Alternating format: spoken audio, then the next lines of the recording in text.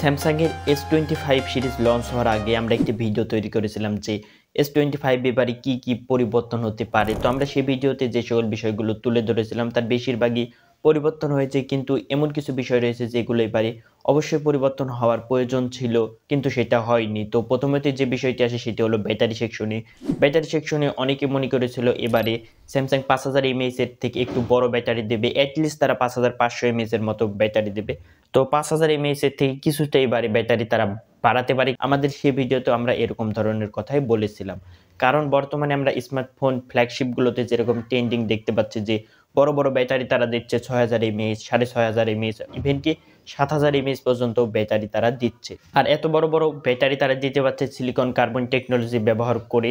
তো অনেকেই মনে করেছিল যে স্যামসাংয়ের লেটেস্ট সিরিজেও এরকম বড় ব্যাটারি থাকবে, কিন্তু স্যামসাং তাদের ব্যাটারির দিক দিয়ে কোনো পরিবর্তনই তারা এবারে করেনি। S24 এর তুলনায় 1% করেনি। 5000 mAh এর ব্যাটারি পাচ্ছেন, 45 ওয়াটের চার্জিং সাপোর্ট পাচ্ছেন গতবারের মতনই। তবে S25 আল্ট্রাতে ব্যাটারির দিক দিয়ে পরিবর্তন না হলেও এমন কিছু পরিবর্তন হয়েছে যেগুলো আসলে পরিবর্তন করার দরকার ছিল এবং ভালো ভালো কিছু পরিবর্তন হয়েছে, সেগুলো নিয়ে আজকের ভিডিওতে জানবো। তো আজকের ভিডিওতে আমরা বিশেষ করে S25 আল্ট্রা সম্পর্কে জানবো। এর যে বাকি ফোনগুলো রয়েছে S25 এবং S25 প্লাস এইগুলো সম্পর্কে আজকের ভিডিওতে আমরা কথা বলবো না। গতবারের তুলনায় এবারে কি ইমপ্রুভমেন্ট হয়েছে A to Z আজকের ভিডিওতে আমরা জানবো। সবচেয়ে আকর্ষণীয় পার্ট এবারের S25 আল্ট্রাতে যেটা থাকবে সেটা হলো One UI 7। তারা বেশ কিছু পরিবর্তন এবং দুর্দান্ত কিছু ফিচার্স One UI 7 এ তারা দিয়েছে। তো প্রথমে আমরা S25 আল্ট্রার কিছু AI নিয়ে কথা বলবো যেগুলো খুবই দুর্দান্ত আপনাদের কাছে মনে হবে। তারা নতুন কিছু AI এবারে অ্যাড অন করেছে। তার পাশাপাশি গতবারে যে সকল AI গুলো আপনারা দেখেছিলেন যেমন সার্কেল টু সার্চ ফিচার্স, এরকম ধরনের AI ফিচার্স গুলো এবারে তার আরো বেশি ইমপ্রুভ এবং এনহ্যান্স করেছে। এবং নতুন কিছু AI যেমন audio eraser, ask about videos, এরকম ধরনের AI তারা অ্যাড করেছে। তো এখানে আমি স্পেসিফিকলি যদি অডিও ইরেজার AI ফিচারের কথা বলতে যাই, তাহলে আপনারা যে কোনো ভিডিও শ্যুট করার পরে যে সাইডের নয়েজগুলো আসে ভিডিওর ভেতরে, সেগুলো আপনারা এই AI অডিও ইরেজারের মাধ্যমে খুব সহজে করতে পারবেন। তো আমরা এই AI audio eraser Google pixel 9 সিরিজের ফোনগুলোতে দেখেছিলাম, কিন্তু সে ফোনটি থেকে শুধুমাত্র শ্যুট করা ভিডিওগুলোর নয়েজগুলো রিমুভ করা যায়। তবে আপনারা এই ফোনটির মাধ্যমে অন্যান্য ডিভাইস থেকে শ্যুট করা ভিডিওগুলোরও খুব সহজেই নয়েজগুলো রিমুভ করে দিতে পারবেন, সেটা আপনারা ভিডিওতে দেখলেন। তার পাশাপাশি আস্ক অ্যাবাউট ভিডিওস, এ বিষয়টিও খুবই তারা হাইলাইট করেছে। আপনারা ভিডিওতে ইউটিউব ভিডিও বা যে কোনো জায়গায় ভিডিও দেখার সময় আপনাদের যদি সে ভিডিও সম্পর্কে কিছু জিজ্ঞাসা করার প্রয়োজন হয়, তাহলে সেই সকল জিজ্ঞাসাবাদ আপনারা এআইকে করতে পারেন। যে ভিডিও দেখছেন সেই ভিডিওর ব্যাকগ্রাউন্ডে কোন ধরনের মিউজিক চলছে, সেই সকল ইনফরমেশন আপনারা বের করে নিতে পারবেন। এবং সবচেয়ে মজার বিষয় হলো যে 70 থেকে 80% যে এআই এর কাজ সেগুলো অন ডিভাইস স্যামসাং এনেছে। এক্ষেত্রে অন্যান্য ডিভাইসগুলোতে আমরা এআই এর কাজগুলো ইন্টারনেটের মাধ্যমে দেখতে পাই। যে ইন্টারনেট কানেকশন লাগবে এবং ইন্টারনেটের ক্লাউডে সে ইনফরমেশন যাবে, তারপরে এআই কাজ করবে। কিন্তু এখানে অন ডিভাইস তারা করতে পারছে, এটা ভালো বিষয়। আর One UI 7 এ আপনারা যে সকল মেজর পরিবর্তনগুলো দেখতে পাবেন, প্রথমে যে বিষয়টি সবচেয়ে বেশি হাইলাইট হচ্ছে সেটা হলো নাও বার।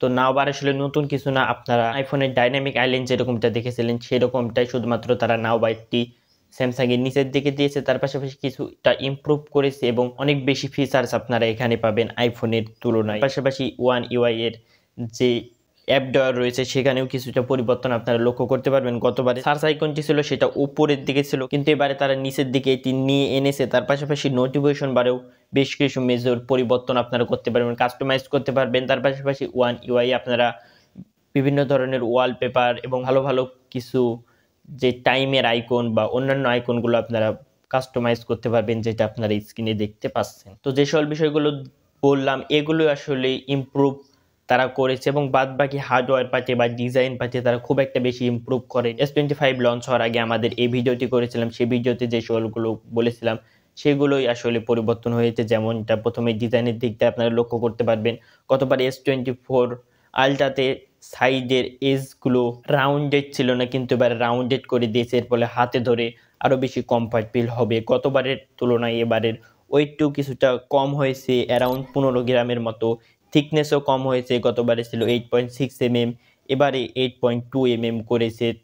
আর বাদবাকি বিষয় যেরকম প্রোটেকশনের জন্য আপনারা কর্নিং গরিল্লা আর্মার 2 এর গ্লাস পাবেন, IP68 গতবারের মতনই রয়েছে।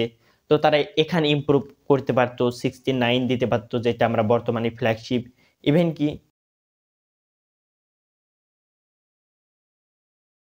তো যেটা বলছিলাম যে বর্তমান সময়ে আপনারা 20,000 টাকা বাজেট সেগমেন্টের বা 30,000 টাকা বাজেট সেগমেন্টের ভেতরে IP69 এর রেটিং বর্তমানে অফিসিয়ালি আমরা এমন ফোনও দেখছি। তো এটা দিতে তারা পারত। তার পাশাপাশি এবারের যে স্টাইলিশটি রয়েছে স্যামসাং এর সেখানে ব্লুটুথ ইন্টিগ্রেশন থাকছে না। তো অনেক রুমারে শোনা যাচ্ছিল যে এবারে স্টাইলিশটি থাকবে না। তো এটি তারা চেঞ্জ করেনি। ভালো বিষয় আর ডিসপ্লে পাশে চলে এলে গতবারের তুলনায় এখানে সাইজের দিক দিয়ে কিছুটা ইমপ্রুভ হয়েছে। গতবারে 6.8 ইঞ্চ ছিল, এবারে 6.9 ইঞ্চ হয়েছে।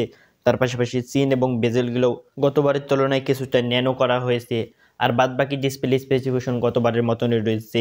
ডাইনামিক এলটিপিও অ্যামোলেড 2x 120 হার্টজের ডিসপ্লে 2600 নিটস পিক ব্রাইটনেস ইত্যাদি রয়েছে। আর পারফরমেন্স পার্টে চলে এলে স্ন্যাপড্রাগন 8 এলিট পাচ্ছেন, তবে এই স্ন্যাপড্রাগন 8 এলিট স্পেশালি স্যামসাংয়ের জন্য কাস্টমাইজ করা হয়েছে। তো এখান থেকে কেমন পারফরমেন্স পাবেন এটা আপনারা যখন এর গেমিং রিভিউগুলো দেখবেন বা আইফোনের সাথে কম্পেয়ার করা যাবে তখনই আপনারা বুঝতে পারবেন। এবং যদি অ্যান্ড্রয়েড 15 পাবেন, 7 বছরের মেজর অ্যান্ড্রয়েড আপডেট পাবেন, LPDDR5X, র্যামের টাইপ UFS 4.0, স্টোরেজ টাইপ এখানে রয়েছে। আর ক্যামেরা সেকশনে গতবার তুলনায় খুব একটা পরিবর্তন দেখতে পাবেন না, শুধুমাত্র আল্ট্রা ওয়াইড লেন্সে পরিবর্তন দেখতে পাবেন। গতবারে 12 মেগাপিক্সেল ছিল, এবারে 50 মেগাপিক্সেল আল্ট্রা ওয়াইড লেন্স করে দিয়েছে।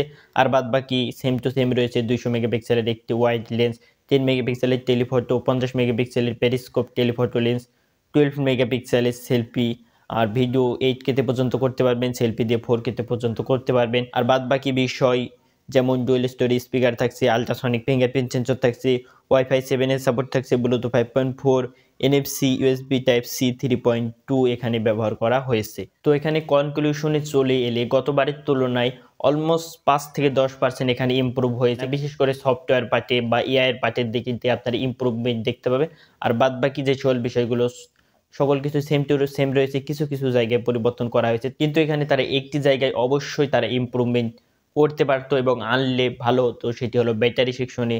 এখানে তারা একটি বড় ব্যাটারি দিতে পারতো। তো বন্ধুরা S25 আলট্রা সম্পর্কে আপনাদের কি মতামত অবশ্যই কমেন্ট করে জানাবেন। এবং বন্ধুরা আপনাদের যে কমেন্ট আসে তাহলে আমরা স্পেসিফিকেশন ভাইজ আইফোন 16 প্রো ম্যাক্সের থেকে এই ফোনটি কতটা এগিয়ে বা পিছিয়ে নিয়ে একটি কম্পারিজন ভিডিও আনবো। তো আপনাদের মতামত অবশ্যই কমেন্ট করে জানাবেন। ভিডিওটি ভালো লাগলে একটি লাইক করে দেবেন এবং সাবস্ক্রাইব করে রাখতে পারেন। ভালো থাকবেন, সুস্থ থাকবেন, আল্লাহ হাফেজ।